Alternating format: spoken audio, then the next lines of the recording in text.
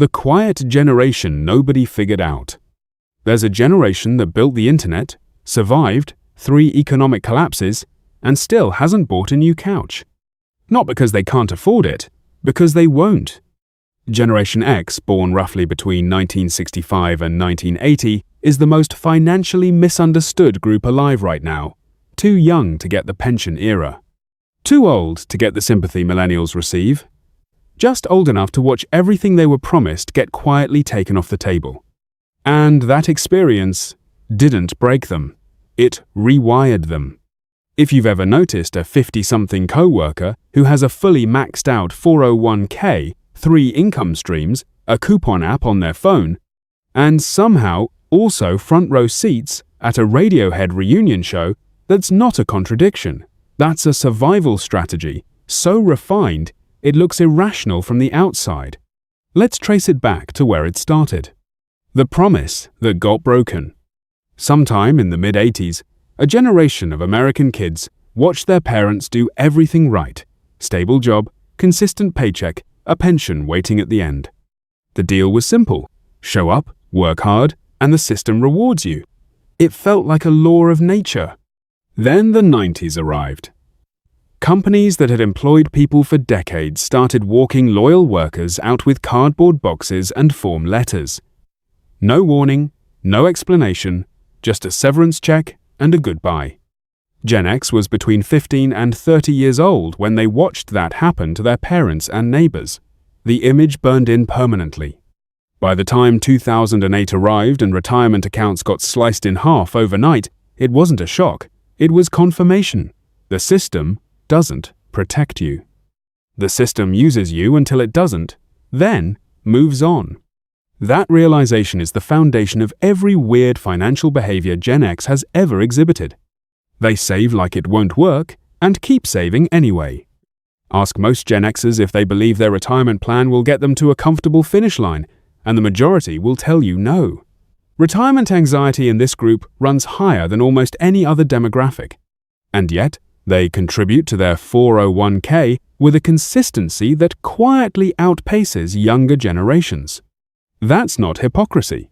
That's what psychologists call defensive pessimism. Assume the worst outcome, prepare aggressively for it, and function better because of it. You don't believe the safety net will hold, so you build 3 of them. Exhausting? Absolutely. Effective? Historically, yes. The side hustle was never about passion.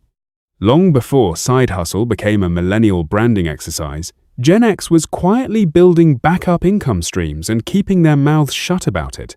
Federal Reserve data shows this generation maintains higher rates of self-employment and secondary income than both the generations before and after them. But most of them never quit their day jobs to pursue it. The rental property, the freelance consulting, the online shop, none of that is about following your passion or escaping the 9-to-5. It's about making sure no single company holds the power to destroy your financial life. You watch someone get escorted out of a building they gave 20 years to, and you don't come away inspired. You come away understanding that loyalty is a one-way street with corporations. It's not ambition driving those income streams, it's memory. They'll leave a job. They won't leave a brand. Generation X will send a resignation email to a Fortune 500 company without losing sleep. Same person will drive 20 minutes out of their way to buy the same brand of coffee they've been drinking since 1997. Research found they are 34% more likely than millennials to stick with brands they grew up with, even when cheaper options exist. Not because they're nostalgic, because those brands made a product that worked and didn't change the rules on them. Institutions betrayed them. Specific products and people maintain the deal. When a company decides you're a cost they can cut, you get a form letter. So yeah, they notice exactly when the terms of an agreement change without their consent. Spend on experiences, save on everything else. Generation X spends around $3,000 a year on live events, travel, and experiences more than any other generation in actual dollar terms, while maintaining higher emergency savings and spending less on physical goods. Spend big on a concert, clip coupons for groceries. This looks like inconsistency, It's actually a coherent theory of value. They watched houses go underwater. They've seen possessions get lost and material wealth evaporate when markets move. But the experience of being somewhere, feeling something that can't be foreclosed on, nobody sends a collections notice for a memory. It's asset allocation, just not the kind that shows up on a balance sheet.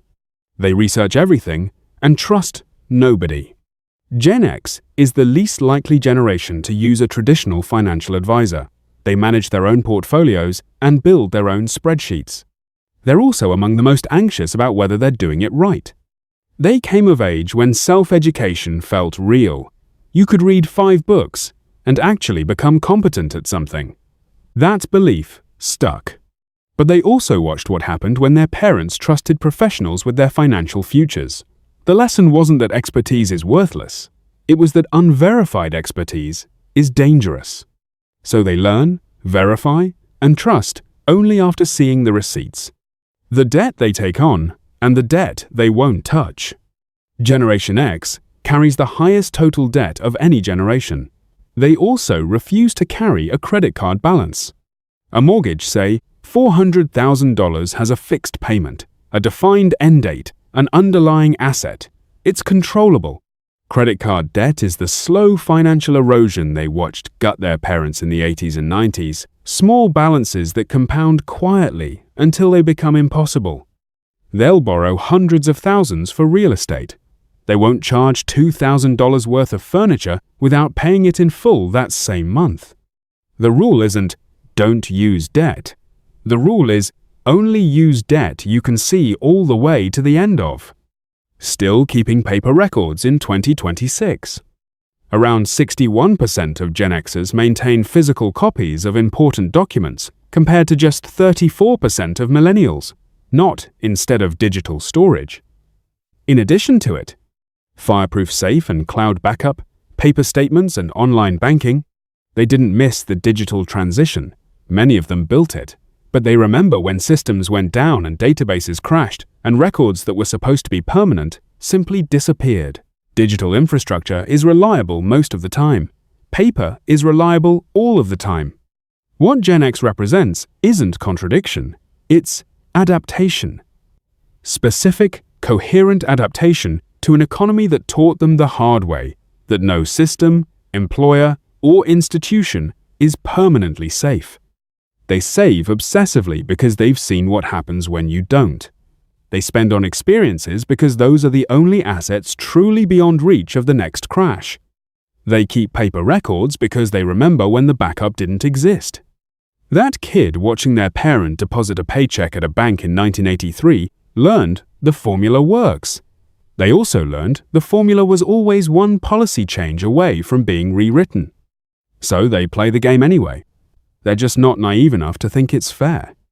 If this made you think about your own money habits, drop a comment below and subscribe if you want more of the psychology behind why we handle money the way we do. Your financial behaviors aren't random, they're responses to the world that shaped you.